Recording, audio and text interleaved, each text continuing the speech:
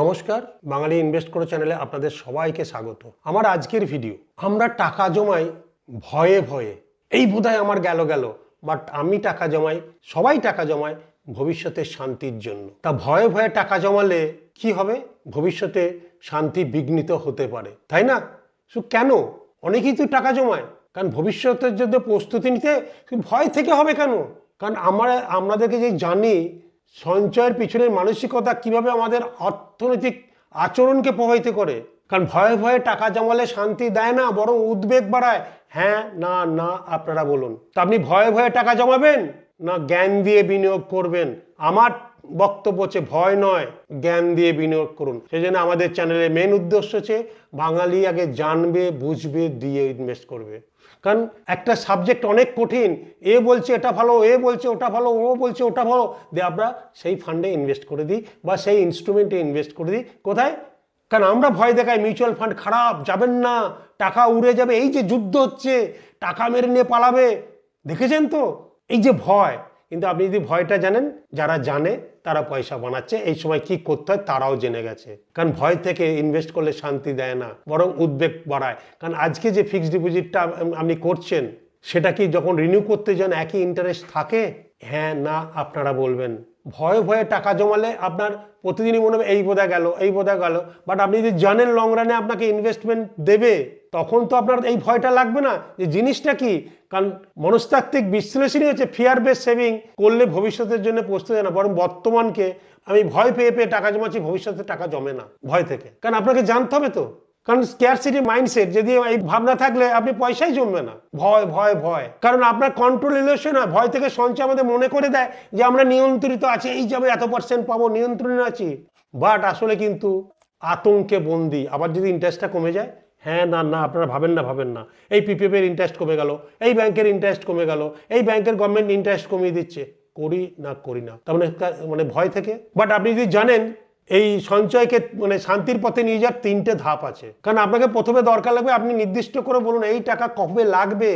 Short term goal, mid term goal, long term goal. 5 বছরের মধ্যে হচ্ছে শর্ট টার্ম, মিড টার্ম হচ্ছে 10 বছরের মধ্যে, আর লং টার্ম হচ্ছে 10 ইয়ার্স অ্যান্ড অ্যাভাব। কারণ এখানেই লুকিয়ে আছে আপনার সঞ্চয় লক্ষ্য নির্ধারণ। কারণ শর্ট টার্মে দিয়ে বাড়ি কিনতে পারি, মেয়ের বিয়ে আছে, তখন এক ধরনের ইনভেস্টমেন্ট হবে। 10 বছরের জন্য আলাদা আলাদা ফান্ডে অ্যাজ পার রিকোয়ারমেন্ট হবে, 10 বছরের উপরে আলাদা ফান্ড হবে। কারণ এগুলো জানলে, একটা আমরা ইন্স্যুরেন্স এন্ডোমেন্ট পলিসি করি বা পিপিএফ করি মিনিমাম 15 বছর। তা আরেকটা ইনস্ট্রুমেন্ট আছে মিউচুয়াল ফান্ড, সেটা জানতে দোষ কি? জানলে তো আপনারই লাভ। সব ইনস্ট্রুমেন্টগুলি যদি আমি জানি যে মিউচুয়াল ফান্ড কি, পিপিএফ কি, কখন কি হয়, insurance, life insurance endowment policy কি, তাহলেই তো আপনার জন্য মঙ্গল। যে ইন্স্যুরেন্স কোনটা নেওয়া ঠিক, টাকা কোথায় জমালে ঠিক, শর্ট টার্মের জন্য কোথায় টাকা জমা রাখলে ঠিক, তো সঞ্চয়ের উদ্দেশ্য জানতে হবে। ভয়ের ভাষা বদলাতে হবে। ভয় মানে কি? আমি না জানাটাই ভয়, যদি কিছু হয়ে যায়।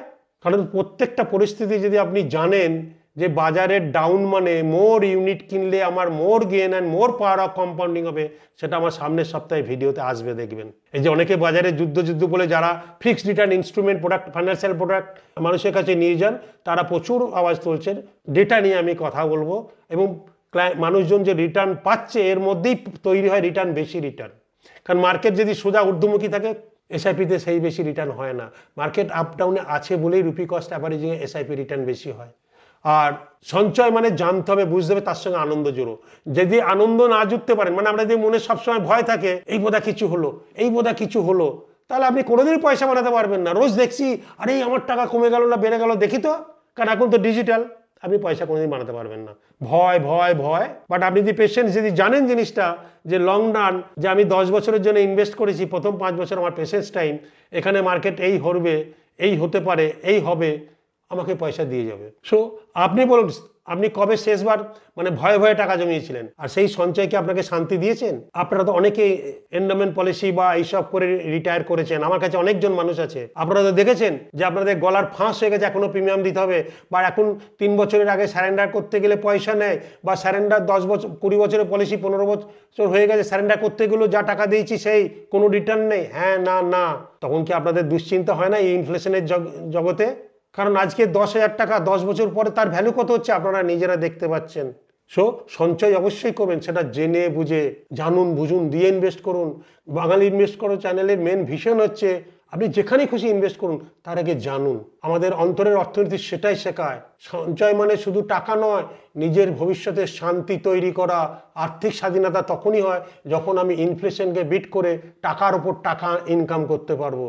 সেটাকে কিন্তু মাথায় রেখে একদম এগিয়ে যেতে হবে, নালে কিন্তু আপনাদের কষ্ট ভয়ে ভয়ে টাকা জমালে কোনোদিন আর্থিক শান্তি থাকবে না। এই বোধা গেল, এই বোধা গেল, বাট প্রচুর মানুষজন আমার কাছে আছে যারা জেনে গেছে, বুঝে গেছে এবং তারা কনস্ট্যান্ট ইনভেস্টমেন্টের টাইমে ঠিক ইনভেস্টমেন্ট করে যাচ্ছে। তো আপনিও যদি করতে চান, জানতে চান, বুঝতে চান, অতি অবশ্যই আপনাদের এলাকায় ভালো পরামর্শদাতার পরামর্শ নিন, অথবা আমাদের হোয়াটসঅ্যাপ নাম্বারে লিখুন রিটায়ারমেন্ট প্ল্যানিং, আপনার বয়স, আপনি কোথা থেকে বলছেন, যাদের 50 ঊর্ধ্ব বয়স। কারণ আমি এই শ্রেণীর মানুষ অনেক পিছিয়ে আছে, কারণ তাদের রিটায়ারমেন্ট খুব কাছে, একই কথা আমি বলছি, আর তাদের অনেক লায়াবিলিটি আছে। তারা যদি জানতে চান, বুঝতে চান, অতি অবশ্যই আমাদের হোয়াটসঅ্যাপ নাম্বারে লিখুন রিটায়ারমেন্ট প্ল্যানিং। আমাদের ব্যাকএন্ড থেকে আপনাদের সঙ্গে যোগাযোগ করা হবে, আমাদের কবে ট্রেনিং হবে। আর যদি ভিডিওটা ভালো লাগে, এরকম ভিডিও বাঙালিদের মধ্যে প্রচুর পরিমাণে শেয়ার করুন, কারণ বাঙালিরা জানুক, বুঝুক, তবে ইনভেস্ট করবে। না জেনে না বুঝে ইনভেস্ট করলে আপনার ইনফ্লেশন বিট হবে না। জানাটা কি ভালো না খারাপ, আপনারা কমেন্টসে দিন। সব ভালো, কিন্তু আপনার জানা উচিত এফডি ভালো না লাইফ ইন্স্যুরেন্স ভালো না পিপিএফ ভালো না পেনশন পলিসি ভালো না মিউচুয়াল ফান্ড ভালো। আপনি জানুন না, দিয়ে ডিসিশন নিন, দেখুন আপনার জন্য দারুণ হবে। সব ভালো থাকবেন, সুস্থ থাকবেন। আর চ্যানেলটা যদি সাবস্ক্রাইব করা না থাকে, অতি অবশ্যই চ্যানেলটা সাবস্ক্রাইব করবেন। নমস্কার।